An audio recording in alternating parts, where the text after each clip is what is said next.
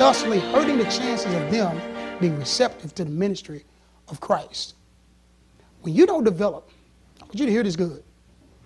When you don't develop, when you don't fully access the grace of God to do what he has told you to do or become what he has told you to become, you bring an offense upon the ministry.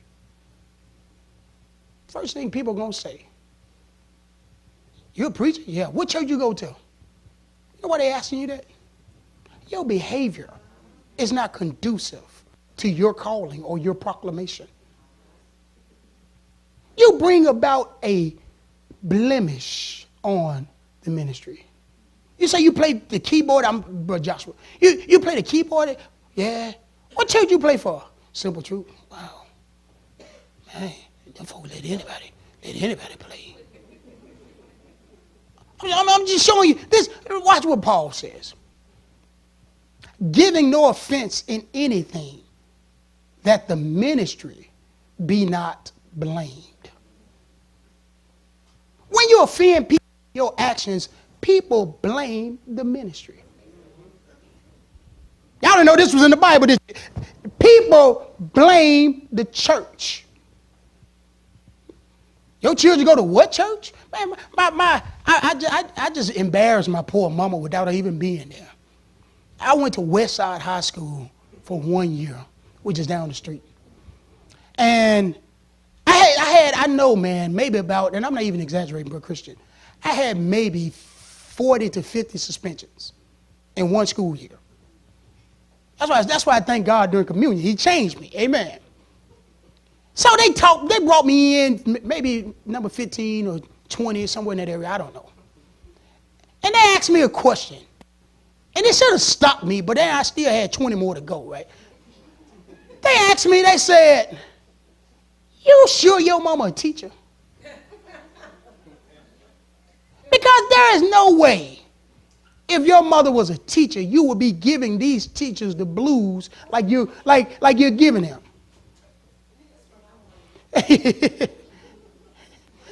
You think that's something? My little brother, he is resting in the Lord, Kevin.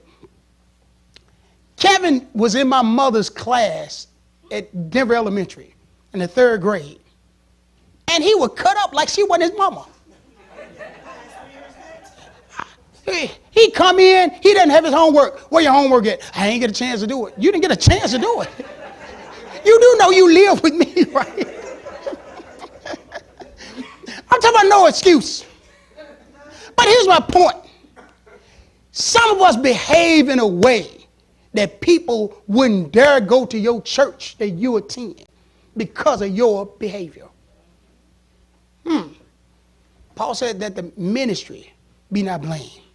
Here's what I want you to ask yourself. Have my actions caused others to blame the ministry that I'm a part of? Has my lack of development caused others to look at the church differently? My senior Elder Clark, he out there flat drunk, huh? And they'll say, you know why? It's that church you go to.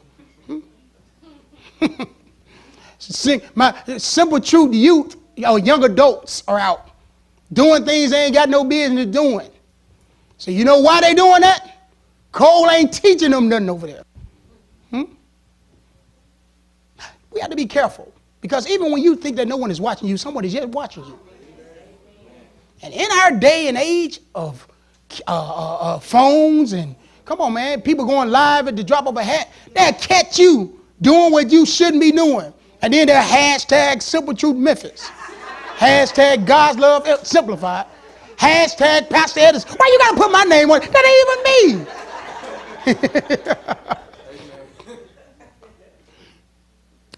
We have to make sure that our actions don't do that. Have my actions cause so much offense that people blame the ministry for my behavior. And does your husband tell you, you acting like that because that's what that preacher teaching you? As a preacher, I tell all these brothers, and they know this here. If you decide to join this church, you'll know this here as a man. I am not going to share a secret. I'm talking about your relationship now. I understand people may need to come in for counseling. I get that. I understand. confidentiality. I'm not dumb. I was a principal for a while. I get all of that.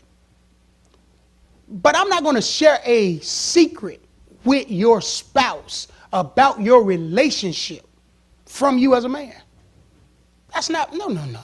You think I'm going to keep a secret with your wife from you about your relationship? No, stop it. I'll tell you this here. And ladies, I hope this doesn't make you not want to talk to me, but I'm just telling you. I would tell you, you might as well call him in, because it's going to be just like he's sitting beside me. Because I got to let him know what we talked about. Most of the time, I need to get his side of the story. He can't just be coming home yelling at you for no reason. You know how come on, you're going to fix it. My husband came in, he just started acting a fool. He just walked in and started acting a fool. Wow. Yeah, he took the chicken I cooked and flushed it down the toilet and he got kicked the door open while I was at. Kicked the door open? What were you doing? I was just sitting there. Huh? I need to talk to him because I need to make sure everything going, make sure that he ain't crazy. There's got to be something going on. I might need to tell you to get out of there while you can.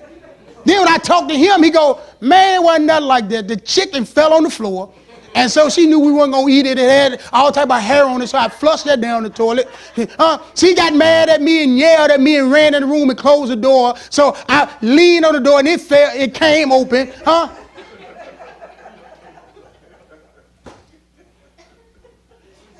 You don't want your husband, you don't want your spouses to say that you're the way that you are in a negative way because of the ministry. You changed since you started going to that church. And they're saying that with a negative connotation, Giving no offense to the ministry.